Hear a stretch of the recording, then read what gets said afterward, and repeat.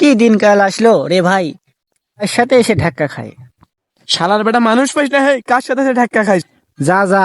দাঁড়া, দাঁড়া, দাঁড়া, দাঁড়া। ও তুই? দাঁড়া দাঁড়া দাঁড়া, তো তোমার মেম্বার দিয়ে পাঠাইলো ডাকিয়া। হ্যাঁ, আগে কেমন আসছি আমার? যা যা তাহলে যা, পায়খানা হাত দিয়ে দিবি।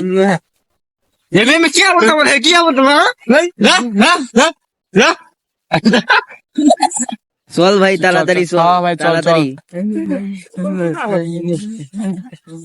মনে হয় মেম্বার আমার পায়খানা দিবি, সেই জন্য ডাকলো। সালাম আলাইকুম। ওট ওট ভাই, ওট ওট। ওয়ালাইকুম আসসালাম। তাই মেম্বার সাহেব কে বা আসন?